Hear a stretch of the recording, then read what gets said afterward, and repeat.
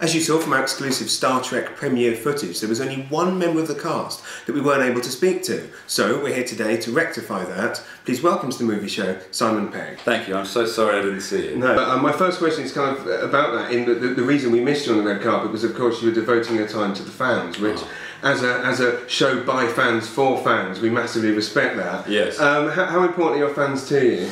Well, I think it's at those events it's always important to make sure you spend some time just signing and saying hi, because a lot of people, often people have travelled a long way and they've stood there for hours, and I've been at things before and missed people out and they've got quite upset. So it's good to, you know, to obviously you do have to do the press line, because that's part of the reason why the thing's been put on in the first place. Yeah. But it's also nice to get over, and also people shout at you. Right. You feel really bad if you don't go over. And they're very aggressive as well, I noticed. As it gets on, it's like, sorry, man! It's kind of frightening. Yeah, no, it must be. Yeah. But generally the response you get from fans is a positive one as opposed to a stalkerish. Oh, absolutely. Yeah. I mean, I've always found that, you know, the people that are into our stuff have always been really sort of level-headed and cooler. Yeah. I think because they're similar to us in a way. Yeah. You know, we're just... we just happen to be making the stuff that we like. You know, we're just as much fans of that kind of cinema and TV as they are. You know. Cool.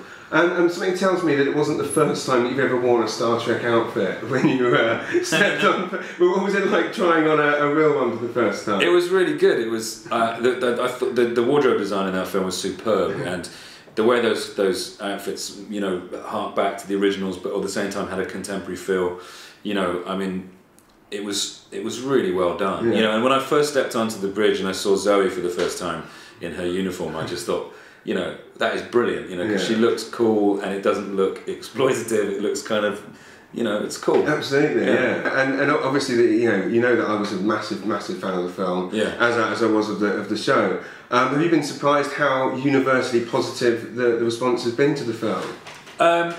Yeah, I guess pleasantly surprised. I had a feeling it was going to be like that, because you know, when we were making it felt like we were making something that was really good. I was frustrating me sometimes if I'd take a peek at the net and see people grumbling about it, because you know that nobody knew anything about it, or you know, it was just this assumption it was going to be somehow mishandled. And I think, you know, all the while JJ was someone who was always going to treat it well and do it a great service, which I think he has done, you know. Absolutely. I mean, it really couldn't have got a better response, in that it seems to have pleased kind of fans and non-fans alike. It's a delicate balance to strike between fans and non-fans. You can always, you know, go too far. The tendency, I think, sometimes is to try and pander to the fans almost too much in a way. Because they're a very vocal group, or a smaller group, but the vocal group. And the fans do need to be acknowledged and addressed, and I think they are in this film. But at the same time, it exists as a standalone adventure for, you know, for people that aren't familiar with Star Trek. I mean, yeah, there's movies like Watchmen, which I enjoyed, but there's no doubt that is geared towards fans and fans only. You know, there's no one's never heard of Watchmen is going to watch that and think it's a great movie. I think they would be utterly confused by it. Yeah, absolutely. But as a fan of the book, it was great to see all those characters brought to life, and you know, which is odd. I mean, I think the thing there was that the difficulty that I think Zack Snyder had there, who did a brilliant job, and it looks beautiful, was the fact that without that ending, without the teleporting squid, if I just drop a spoiler, the fans were actually going to be slightly disappointed, and they're mostly the ones that went to see it. So it's interesting that that decision was made. How much Star Trek did you have to watch to get Scotty's voice just right? Well, I kind of just did an impression of my father-in-law. I didn't want to do an impression of James Doohan, because I figured that would be disrespectful to him, and you know, and also to presuppose that he was the character of Scotty. You know, he, like me, as an actor who looked at the page and came up with the character there and then, and all of us felt that way about how we played the parts. You know, certainly Chris. You know, Zach, I think, had probably one of the hardest jobs, because he did have to embody something of Leonard Nimoy, because Leonard's in the film. Yeah. But he still has his own take on the character, and in this film, Spock is slightly more at odds with himself, you know, and with his half-human side. Slightly less in control than Leonard's Spock was. And what was it like stepping into the Enterprise for the first time, just into the... It was like going into outer space. It was amazing. I actually tapped JJ on the shoulder, and when I had the first time I had my... because the first time I'm on the bridge, I'm not in my uniform, but the second time, when I actually go on as a member of the crew, I tapped JJ and said, "Look at me, watch this." And I stepped through the view screen. Actually, I didn't even come through the turbo lift. I kind of went through the front of the ship, but it was like one small step for me, one giant leap for Star Trek kind. Obviously, J.J. Abrams has made 2 films now. You've been in both of them. I know. Is this a kind of De Niro-Scorsese relationship, or are you just sleeping with it? I think probably. Well, he has Greg Grunberg, who's in everything he does. Who's in currently in Heroes. He plays Matt Parkman in Heroes at the moment.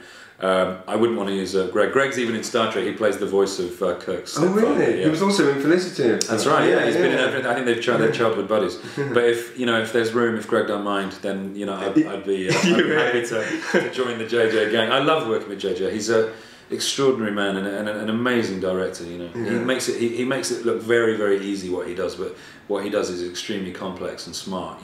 Absolutely. He really does use film brilliantly, and I think it's because he cut his teeth on a very cinematic TV show. Yeah. Which is of course a great show. I know you're a fan of it. What kind of character would you like to play in Lost? Like, how would you like to be introduced to it if you're going to be? Lost was. I guess I'd have to be some kind of old friend of Charlie, but Charlie's gone now, so I don't know. I love watching that show. I would be the drummer in Charlie's band. Yeah. I kind of said to JJ once, can I be in Lost? Can I do something? I'd love to just go to Hawaii and meet everybody. Yeah. I met Matthew Fox last year, and he was really nice. He was a real cool guy. I saw him and I thought, wow, it's Matthew Fox. And he's a big Shaun of the Dead fan, so it was a great introduction. But I don't know. I think I'd probably back away from that. Wouldn't want to. I'm really enjoying the show at the moment. Yeah, it's fantastic. It's really kind of solid again. Yeah, and it's just amazing here. It's very rare for time travel to be introduced to something to make it raise the bar. Normally that is the kind of sharp jumping moment. But in this, it's actually done the opposite. I think they were it was the only thing they could have done with it, because it had to be something weird. It couldn't just be, I mean, the way that the story was developing, it needed to be something science fiction-y and strange, and I think they've really hit it on the head. Is there any intention to return to stand-up? And if you did, would you do it stateside or UK? I don't know. I just don't know if there's enough hours in the day. Right. I've got so much to do, and not just in work but my personal life, and stand-up really is quite a lonely profession. You're off on the road. You're playing in front of large groups of people, and then suddenly you're on your own in a bed and breakfast in Macclesfield, and it's strange. Yeah. Not Macclesfield, I like that. Yeah, the local paper's going to have front page. I just remember. Pegg, Macclesfield. I remember doing a gig in Macclesfield and it being a really good one, and then suddenly just being sat in this tiny little B&B. No, it's miserable, isn't it? Obviously, the last 5 years have been mega for you in terms of where you've come and where do you see yourself in 5 years? I know you're not someone that kind of makes a career plan, but realistically.